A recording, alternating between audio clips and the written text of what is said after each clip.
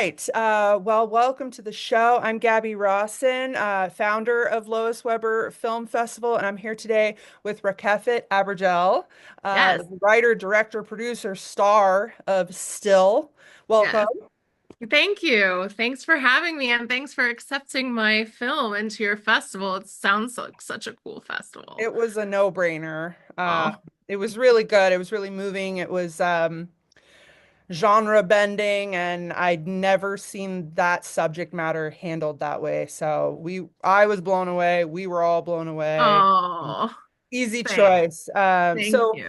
Why don't we jump right into it? I mean, you could start wherever you want to. You could tell us about your inspiration for the film, or maybe even a little backstory on how you got your start. Sure. I, well, I've been an actress for a very, very long time. So I kind of was doing the acting thing since I graduated college. I actually went to Boston University, so I was like, oh, I really want to go over there so I can see it. And anyway, it's not going to happen, unfortunately, but it was cool to get into a Massachusetts film festival regardless. I went to film school at BU, but I decided I didn't really want to make films. I just wanted to act. And so I started acting and I got a bunch of different things. And I was in Superbad and My Name is Earl and iCarly and New Girl and Shameless. And Mm. like I did a great job with the acting thing, I think. Mm. It's been a little slow since since then, but and I was doing a lot of like Nickelodeon and Disney and comedy, and I did stand up for a long time. And so I got kind of pigeonholed in the industry as being like a comedic actor, which is great, but also I wasn't getting like the juicy, meaty, dramatic stuff that I really love to do. Mm. Like that's why I love acting is Mm. more than the comedy is like all kind of like just the drama. Mm. Um, and so I was like, okay, I'll write my own film and I'm going to put myself in it and it's going to be dark and I'm going to show them that I can act other like in other ways than they think that I can act. And so I wrote Jackson Love, which was my first short. Um, it did really, really well. And then I ended a couple years later, I made Boo, which was my second short, which was the first one I directed. And I was in both of those as well.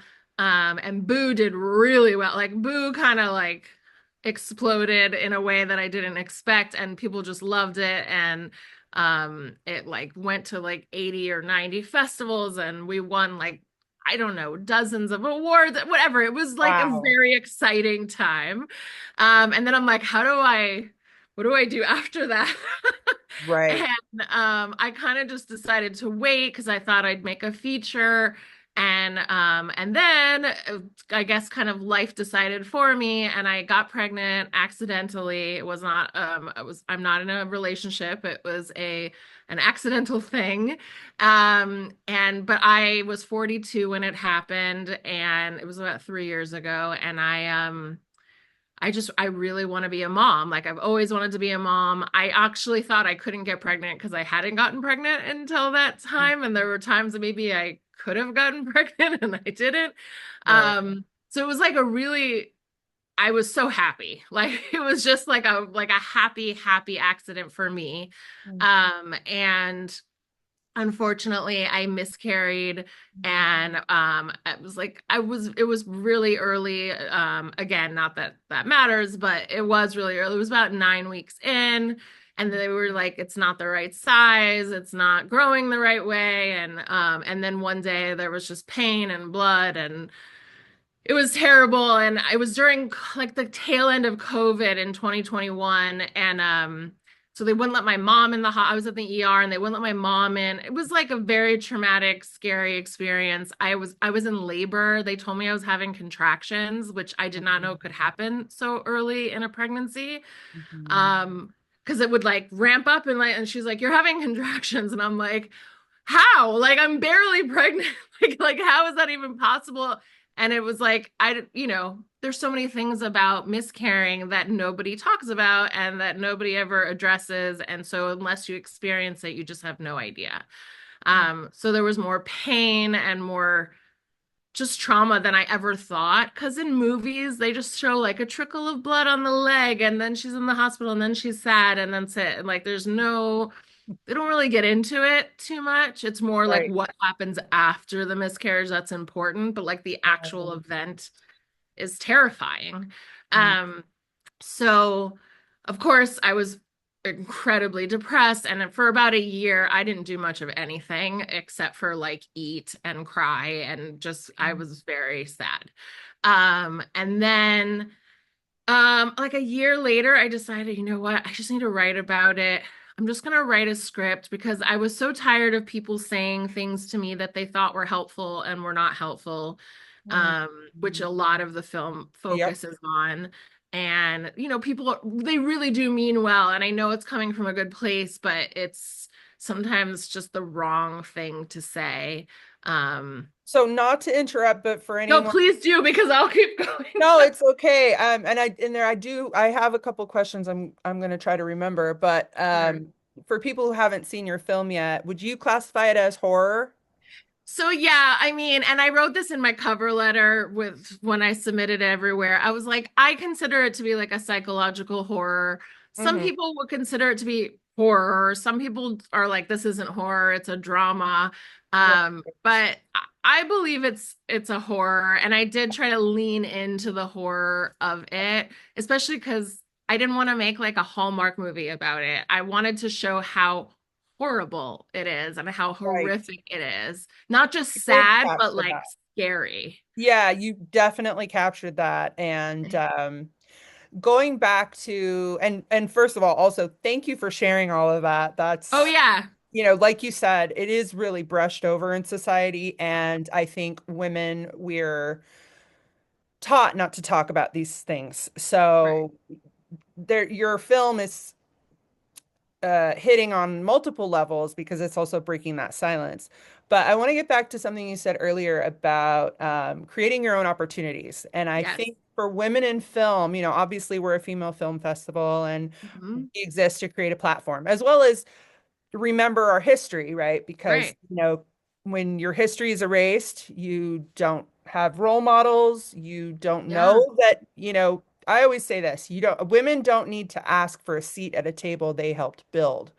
But if you don't Yes. know that women were foundational to the industry, you might be trying to break that glass ceiling, not realizing like we were here. We've Yeah, we always have a place already. We don't need to create a place. We should already have a place. Yeah, exactly right. So, absolutely. but you created your own opportunities. So, would you feel comfortable sharing some of your experiences if you've had any as a woman in film? Like, how do you Sure. experience you being a woman in film? I mean, it's interesting because on the one hand, I kind of started making films at a time where people were finally acknowledging women in film, which maybe if I had done it a few years before, it would have been a whole different situation.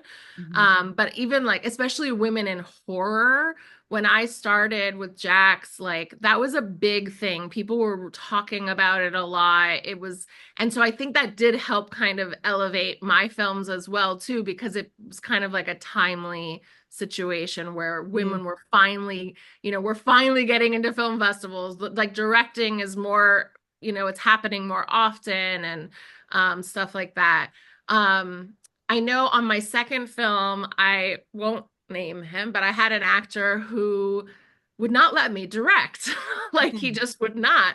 And Preach, I, because yeah, any female director has experienced this, whether it's from an actor or their DP or yeah, someone in lighting. I think yeah, you're hitting on something that I know yeah. I've experienced. We've had to deal with those derogatory comments. So let me not interrupt, but Yeah, no, no, no, you're fine. I honestly like, because my first film I didn't direct. I hired Colin Campbell to direct it, who I met through a film festival, and um, he was actually really kind because I wasn't the director and I was directing like a lot. And he was kind of allowing it because I wrote it, I produced it, I'm starring in it. Like he knew it was my baby. I mean, he right. was for hire, so to speak. Yep. So God bless him. He did not like try to put me in my place and be like, listen, you hired me, shut up, Yeah. And he Yeah. took he let me kind of direct with him to some degree, which I really love.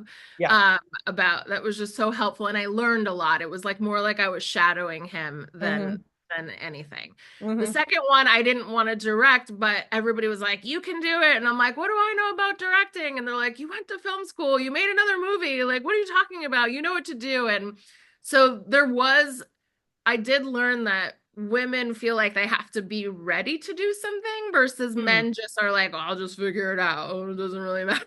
Interesting So point. I Yeah. learned that lesson, for myself. And I realized, you know what? I don't need to have it all figured out. I will figure it out. I'll hire the right people. I'll have the right people around me. Like, Mhm. I can do it. Yeah. So I did do it with the help of my editor, actually, who came on kind of as a consulting director because I'm in it. So I wanted him to be behind the camera, like know what's going on and help me and everything. So, but there was an actor who during our rehearsal, I was trying to block this like scene. Oh, hi. I Yeah, love I you know. so much. Ignore the peanut gallery. It's okay. I love them. I just want to kiss him and hug him. Anyway, so it was like everything I told him to do, he'd be like, well, this is better, or the camera is going to be here, and this is that. And it's because I think A, he knew I was a first-time director, and B, I think it's just his personality. Yeah. But it was really like I really had to stand up for myself and be like, listen, I know where the camera is. I spent all night making diagrams of this scene. I am well aware of what I'm doing. Yeah. I am not making the movie you're trying to make in your head. I'm really sorry. I'm making my movie, you Yeah. know? And there Yeah. were a couple of shots where I'm like, I want them to look straight into the camera, like break the fourth wall. And I had multiple people, mostly guys, say to me, like, oh, you don't do that. That's gonna look, and give it. And I was like, listen to me. Yeah. Luckily, I'm not like a withering flower. I'm a very Yeah. strong, loud, opinionated person anyway. So it was like nobody was going to railroad me into doing something I didn't want to do. Even if it was a mistake, I was going to do it and it was going Right. to be my Your mistake. mistake to make. Exactly. And it ended up looking great and the film like did really well and everybody loved it. So Awesome. in that sense, there are struggles being a woman in film, but also I think there are a lot of men out there who do want to lift women up and who do want to like make space for us. Um, and I've encountered many of them. Yeah. So there are the types of men and people who are those types of people, and then there are other types of people who are more, collaborative and wanting to help Yeah. and give information. Yeah. What sort of advice would you give to a woman watching this who's on the fence about directing their film, their Oh my film? God, just do it. I always, whenever the people ask me advice like that, I'm like, just do it. Just do it. Even if it's terrible, Mm. you did it, you made one and you learned something. You know what I mean? And I think for me, I wish I had just done it way earlier than when I did. Mm. I wish I hadn't been so afraid, and I wish I had realized that I can absolutely do it, and there's no reason why I can't do it, especially if it's a script you wrote. You Mm. know what you want it to look like. You wrote the story, like you know Right. what you want. Don't assume that you need to have gone to film school or you need to have know this or that or have made a feature or whatever. Mm. Um, and you'd be surprised at how many people on the crew are there and willing to help you with things that you don't know or that you don't understand. And I definitely know more now on my third film than I did the first film, for sure. Like a lot. Yeah, I Yeah, think a lot of people they don't want to do something if they don't understand how everything works. And right. you don't have as a director, you don't have to know how the lighting works or how Right. Like I the turned put down a together. feature one time because there was this big car chase in it and some special effects and some other things that I was very overwhelmed by. And I'm like, what do I know about shooting a car chase? And what do I know about shooting a fight? And what do and then later I realized, well, you can hire someone that helps you, do the car chase. You can hire Right. someone that you know, Right. and women, I noticed, and by talking to other women will like decline things they don't feel qualified to do, whether they are or they aren't. If they don't think they're qualified, a lot of women will be like, That's not for me. Whereas Mhm. most men, from my experience, would take any opportunity that was given to them and just be like, I will figure it out. Right. As we And so go. I think more women need to do that too. And I try to remind myself of that. Like, I wish I had done something different in that situation. And I wish I would have said, you know what, I'll figure it out. Yeah. I'll make it happen. So let's talk about still because I thought your directing was fabulous. Like Thanks. your uh shot choices, how you chose to tell the story, the editing was really amazing and the sound design was really amazing and Yeah. obviously you had an original score and Yeah. soundtrack song. So And I wrote a song for it. I Yeah. want to get into all of that, but Yeah. I want to mention before we do that you're nominated in 4 categories at our festival. So Oh, right. best Yes. Yes. horror, which we said, okay, this is horror. This is definitely Yes. I agree. I story. would agree with that. Yes. Best editing, best sound Yes. design, and best original song. So where do you want to Yeah. start? Because I mean, obviously, you've mentioned that you do plan out your shots and stuff. I feel Yeah. like as women directors, a lot of times people sort of overlook the work that goes into directing. Oh my God, there's Oh, so much. I don't know where you want to start with all of that, but tell us a little bit more the nitty Um, of the okay, film. well, I'll say that the film that I wrote is not the film you see. Okay. So the script is like an entirely different movie. I mean, not entirely different, but very different. Yeah. And I had sent the script around as a script and it, to do some festivals prior. And so I was like, this is a good script because it did really well and people really liked it and people really responded and it won awards. And I was like, okay. Mm. But when we shot it and we edited the first cut, it was terrible. It was so bad. They It usually are. I think well, in Martin general, yes. I think Martin Scorsese has a saying. He's like, if you don't cry when you see Right. the first cut, you're doing Right. it wrong.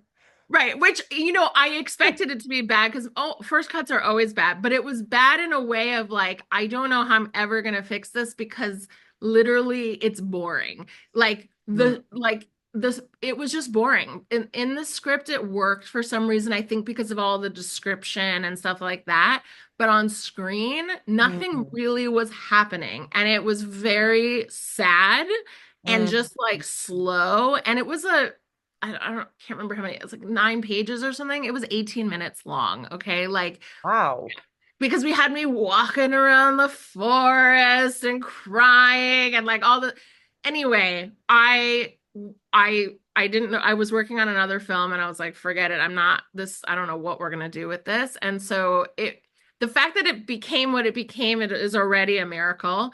I Well, sat it with shows talent because, first of all, most people cannot edit their own stuff down. They get too hung up on their baby. what it was supposed to be. Right. I realized what I thought it was going to be was going to be bad. Like I just was like, I am not going to put this out. Yeah. I just won't.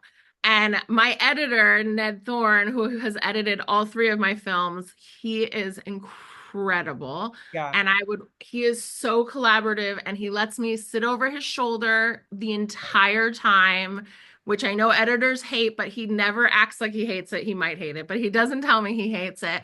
And he really lets me edit with him, even though I'm not physically editing, but he really lets me make the decisions. And he Mhm. does do a cut for me at first, and then we kind of play around with it. But so we sat there and I was like, Ned, I can't put this out there. And he was like, well, maybe if we had some like other stuff to cut around, I think we could make it more interesting with some sound and with whatever. And I said, yeah, I think that's what we need to do. So I took our amazing cinematographer, Sophia Cassiola, and our gaffer and our sound person, Michael Epstein and Matt Sturtz.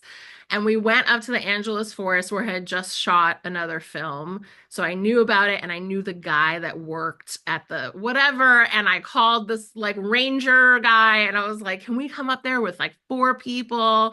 Yeah.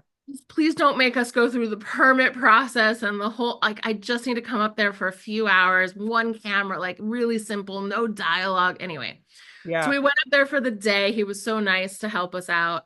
And we just shot. all this like footage. So everything you see of me like by the lake, any of the like all the stuff we flashed to, we shot Mhm. that day. And Wow. I was like, I just had ideas. I'm like, okay, I'm gonna stand by the lake. We're gonna do this. And then I was like, let's, I don't know, have me running through here. And then just like maybe I see myself. And like, I mean, like we were really just like on the fly trying to figure out what are some things we can do just to make it visually interesting. Mhm.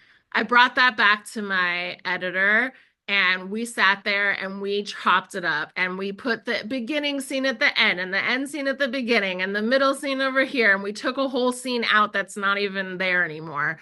Wow. Um, and we just like, chopped it up as best as we could. I wanted all sorts of flashy editing. I wanted it to Mhm. like and like do like weird things, and I wanted it to be very jarring. Um, and then with the sound design, we got so lucky because there was the strike was happening. So like nobody was working. And a friend of mine introduced me to Andrew Dawson, who did our sound design, and he won an Emmy for American Horror Story. And That so explains a not lot. too shabby, which also explains why I don't know why he's getting more best sound design things. He Yeah. should, because it's incredible what he did. And he gave me like the best price in the world because he was like, I literally have nothing to do. Oh my And I was God. like, great, wonderful, because I knew sound and music was going to be the thing that made this work.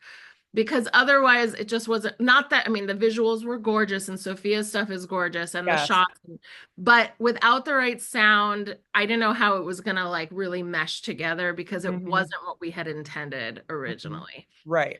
So he did the sound, and I the first time I heard it, I was like, oh my God, like this is It's so much better. incredible.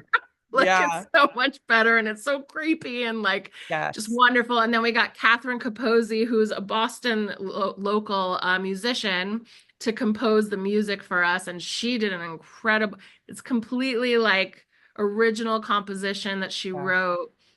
Um, and I was like, we need a song. And I really, really wanted Taylor Swift's song about her miscarriage. It's Hmm. called oh God, now I can't remember what it's called. But anyway, she has a song and it's gorgeous. But of Hmm. course, I'm not gonna get Taylor Swift's song. Right. And Too so, expensive. Oof. even if I could afford it, I don't even think I could like get to the point where you can like get it. Like even if I had the money, like it was impossible. I even tried a little bit and I They was like, don't respond. I've tried and they no. just ignore you. I have a friend who's like a big executive at like Warner Brothers Music, and she's like, I can't get them to answer my Oh, like, okay, got it. annoying. Yeah. So I was like, you know, anyway, so I called my friend Sarah Smith, who is an LGBT uh wonderful human being. She's so talented. And I met her on a cruise, a gay, like a lesbian cruise we went on like years ago that I was a stand-up and she was the musician. Wow. And Okay. so I called her and I was like, listen, I need to write a song. And I don't, what do I know about writing songs? And I want it to kind of be like this Taylor Swift song. And what can I do? And she wrote me like a version of what we have. And I was like, it's great. I like the music, but the words felt like meaningless to me because she hadn't experienced that. So what would she know about writing it? So I was like, I asked her, I was like, would you be offended if I like took your music and like wrote my own words? And she's like, no, please. Like, you want to write your own words? So I wrote the lyrics. Some of them were from hers, but I Yeah. mostly rewrote the lyrics. Yep. She recorded the song, she sang it. She had a producer produce it and make it like Yeah. sound It's gorgeous. good. And that's how we got the song. And now you can like hear the song on Spotify and Apple Music. And it's kind of cool to just see that it's there. And I can I use it on my saw the, Instagram stories and yeah, stuff. I saw the music video. It has clips from And your there's a film. and we have a music Awesome. video. Sorry, my dad keeps calling me and I don't know why, but Uh-oh. okay. Hopefully Well, everything's we're okay. probably getting close to the time anyway. We know everybody has these wicked short attention spans now anyway, and you've given us Sure. so much to think about. You're a huge inspiration. You Oh, remind me of Lois Weber. Oh, wow. That is She, so like, well, I'm honored. she wrote, direct, produced, starred, and sat in the editing. So you're Well, I reminded gotta a lot of look her. more into her because I didn't know much about her before the festival. So I really want to like do my homework on who That's she is. perfect. She sounds like a badass, She is a which badass, and yeah, that's our mission, right? yes, We want everybody to know that about, we want them to know these women by name, right? And she's yes, one of many, but she's sort of yes. a leader of the pack there. So yeah, Love go it. ahead, have fun on Google because you're gonna I have will. I awesome will. scenery. What are you doing next? And after that, I'll let you go. But yeah, what's next? What's next? I don't, I'm writing. I've been trying to turn my second film, Boo, into a feature for many, many years now. So I'm still kind of working on that. I have another feature that's half done. Um, I have a short that's a horror comedy called Mr. Right that did pretty well as a script on the fest circuit. So I'm thinking about shooting it maybe. It's Okay. very silly. Um, and it's weird to go from this to that. So, but I kind of like need something to be not so intense Yeah. next time. So I don't know. I'm open. I want to direct stuff. I want to act and stuff more than even directing, honestly.